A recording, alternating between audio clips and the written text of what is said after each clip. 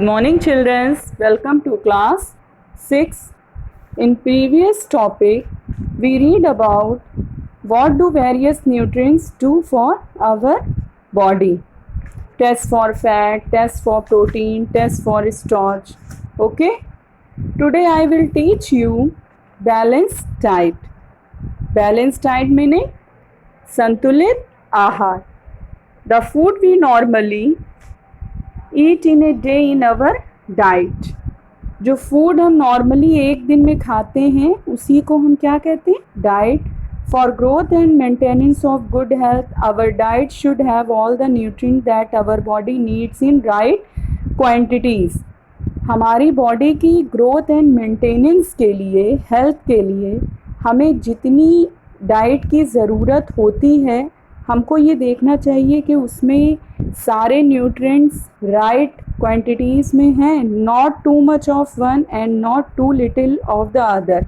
ना ही वो बहुत ज़्यादा होने चाहिए और ना कम होने चाहिए. The diet should also contain a good amount of roughage and water. Such A diet is called a balanced diet. और हमारे न्यूट्रिएंट्स बैलेंस डाइट में रफेज एंड वाटर भी होना चाहिए. तो ये सारे nutrients and roughage and water सब मिलाकर इस डाइट को हम क्या कहेंगे, बैलेंस डाइट. ओके, आ गया बच्चों समझ में. Do you think that people of all ages need the same type of diet? Do you also think that what we need for a balance diet would depend on the amount of physical work that we do? क्या आपने कभी ये सोचा है कि सारे edges के people को एक ही टाइप के डाइट की ज़रूरत होती है? और क्या आपने ये भी कभी सोचा है कि हम जो बैलेंस डाइट लेते हैं क्या वो हमारे फ़िज़िकल वर्क पे डिपेंड करता है? मतलब जितना वर्क हम करते हैं क्या हमें उतनी डाइट लेनी चाहिए? तो prepare a chart of whatever you eat over a period of a week. Check whether all the nutrients mentioned are present in one or the other food items being eaten within a day or so. तो अब हम पूरे week का एक chart तैयार करेंगे जिसमें हम ये चेक करेंगे कि हम रोज़ जो फूड आइटम्स लेते हैं, ठीक है, उसमें क्या सारे न्यूट्रिएंट्स प्रेजेंट होते हैं. Pulses, groundnut, soybean, sprouted seed, मूंग and Bengal gram, fermented foods, South Indian foods such as idlis, a combination of flours, missi roti, thepla made from cereals and pulses, banana, spinach, sattu, jaggery, available vegetables and other such foods provide many nutrients. ये जो सारी चीज़ें मैंने अभी पढ़ी, ये जो दी जाती हैं, क्या इसमें सारे न्यूट्रिएंट्स प्रेजेंट होते हैं? ये सारे प्रोवाइड करते हैं सारे न्यूट्रिएंट्स को. जैसे पल्सेस हैं, ग्राउंड नट है, सोयाबीन है, सीड है, मूंग और बंगाल ग्राम, फर्मेंटेड फूड, ठीक है, South Indian food such as idli है, कॉम्बिनेशन ऑफ फ्लोर जैसे मिस्सी रोटी, थेपला, सीरियल्स, पल्सेस, बनाना है, स्पाइनेच है, सत्तू, जैगरी यानी गुड़ है, और भी वेजिटेबल्स हैं. तो ये सारे न्यूट्रिएंट्स को हमारे प्रोवाइड करते हैं. Therefore one can eat A balance diet without expensive food material. इसलिए हम ये कह सकते हैं कि एक अल्प मात्रा में, एक्सपेंसिव फूड मतलब एक अल्प मात्रा में भी हम बैलेंस डाइट ले सकते हैं. Eating the right kind of food is not enough. It should also be cooked properly so that its nutrients are lost. हमें जो खाना हम खाते हैं, एक ही तरह का खाना हम नहीं इनफ होता है, उसको हम कुकड करें और ऐसा कुकड करें कि are you aware that some nutrients get lost in the process of cooking and preparation.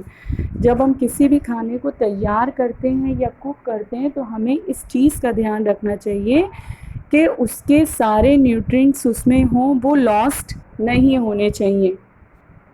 If the vegetables and fruits are washed after cutting or peeling them, it may result in the loss of some vitamins.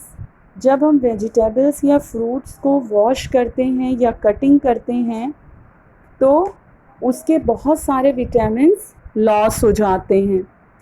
The skins of many vegetables and fruits contain vitamins and minerals. Similarly, repeated washing or rice.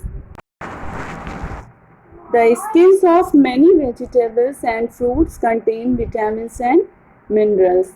जो vegetable और fruits की skin होती है वो कई vitamins उसमें होते हैं, मिनरल्स होते हैं. Similarly repeated washing of rice and pulses में remove some vitamins and minerals present in them.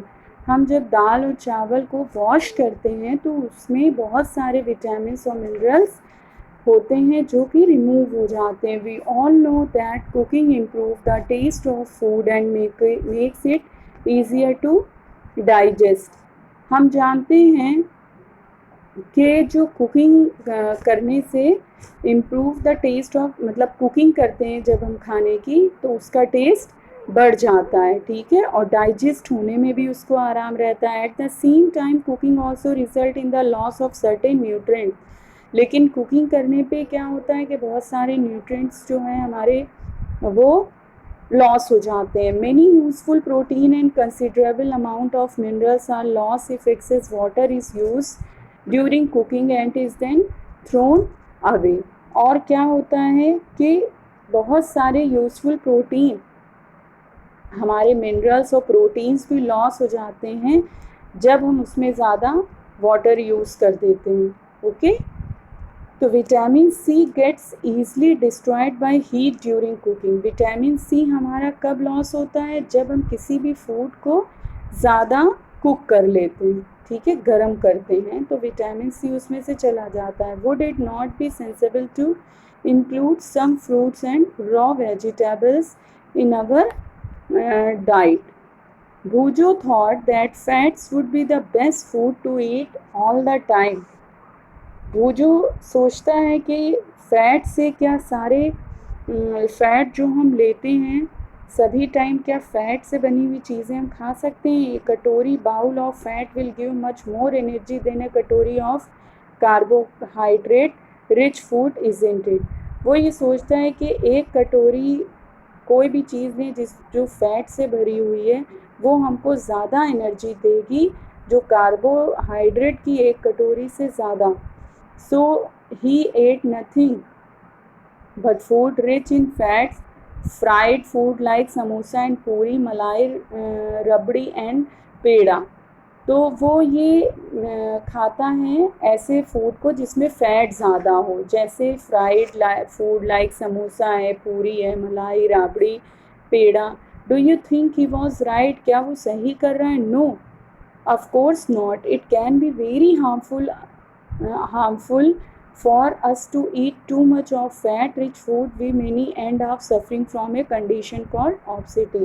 अगर वो इन सब चीज़ों से, फैट से बनी हुई चीज़ें ज़्यादा खा लेगा तो क्या होगा? ये उसके लिए हार्मफुल होगा. और वो फिर किस चीज़ से? ओबेसिटी. ओबेसिटी मीन्स होता है कि मोटापा. फिर वो मोटापे से सफरिंग हो जाएगा, मोटापे की कंडीशन आ जाएगी. सब ओबेसिटी से पीड़ित तो सफरिंग हो जाएगा. ओके, नेक्स्ट टॉपिक है हमारा डिफिशियंसी डिसीज़. ठीक है, ए पर्सन, डिफिशियंसी यानी कमी होती है, डिजीज़ यानी कि बीमारी. A person may be getting enough food to eat but sometime the food may not contain a particular nutrients. एक आदमी जो है वो एक तरह का भोजन नहीं कर सकता, लेकिन कभी कभी क्या होता है कि वो एक ही पर्टिकुलर न्यूट्रिएंट्स लेता है. If this continuous over a long period of time the person में सफ़र फ्रॉम इट्स डिफिशियंसी. कभी कभी क्या होता है कि वो एक भी न्यूट्रिएंट्स की अगर उसमें कमी रह जाती है तो उस न्यूट्रिएंट की डिफिशियंसी हो जाती है, कमी हो जाती है उसमें. तो डिफिशियंसी ऑफ वन और मोर न्यूट्रिएंट्स कैन कॉज डिजीजेज और डिसऑर्डर इन अवर बॉडी. जैसे हम जो भी डाइट ले रहे हैं उसमें अगर एक न्यूट्रिएंट्स की बार बार कमी होती है तो उस चीज़ से हमारी एक बीमारी हो जाती है हमारी बॉडी में. Disease that occur due to lack of nutrients over a long period are called deficiency disease. Deficiency disease उसी को कहते हैं कि जब बहुत लंबे समय तक हमारे न्यूट्रिएंट्स की कमी हमारी बॉडी में होती रहती है तो बाद में ये डिफिशियंसी डिजीज़, ये लॉन्ग पीरियड जो हो जाता है हमारा डिफिशियंसी डिजीज़ कहलाता है, मतलब हमारी बॉडी में एक से ज़्यादा न्यूट्रिएंट्स की कमी हो जाना, ठीक है, कोई भी न्यूट्रिएंट्स की ज़्यादा कमी हो जाना। If a person does not get enough protein in his her food for a long time, she is likely to have stunt growth, swelling of face, discoloration of hair, skin diseases and diarrhea। अगर किसी person में protein की कमी हो जाती है लंबे समय तक, लॉन्ग टाइम तक, तो वो क्या उसके अंदर हो जाता है, स्टंटेड ग्रोथ, उसकी ग्रोथ रुक जाएगी, उसका फेस स्वेल कर जाएगा, हेयर उसके डिस्कलरेशन हो जाएंगे, स्किन डिजीज़ हो जाती है, डायरिया हो जाता है अगर प्रोटीन की कमी है। If the diet is deficient in both carbohydrate and protein for a long period of time, the growth may stop completely. Such a person become very lean and thin and so weak that she may not even the able to move। और अगर किसी person को carbohydrate और protein दोनों की कमी हो जाती है तो उसकी ग्रोथ बिल्कुल रुक जाती है और वो मूव करने के भी काबिल एबल नहीं रहता। और deficiency of different vitamins and minerals may also result in certain diseases or disorders. Some of these are mentioned in table 2.3। यहाँ पर अलग अलग विटामिन्स की कमी से, मिनरल्स की कमी से कौन सी बीमारियाँ होती हैं ये टेबल 2.3 में दिखाया है, मेंशनड है। All deficiency disease can be prevented by taking a balance diet. अगर हम एक बैलेंस डाइट लें तो हम इस डिफिशियंसी डिजीज़ को रोक सकते हैं, प्रिवेंट कर सकते हैं। In this chapter we asked ourselves the reason why widely varying food from different regions had a common distribution. This distribution we find ensure that meals have a balance of the different nutrients needed by the body। हम ये देखते हैं कि इस chapter में हमने क्या observe किया, हमने ऑब्ज़र्व किया कि हम अलग अलग जगह रहते हैं, अलग अलग तरह के न्यूट्रिएंट्स से डाइट लेते हैं, लेकिन उसमें सारे न्यूट्रिएंट्स प्रेजेंट होने चाहिए। हमारी बॉडी को सारे न्यूट्रिएंट्स एक इक्वल अमाउंट में मिलना चाहिए। Okay childrens, you understand? I hope you all understand. We will continue next topic in next video. Okay, thank you children.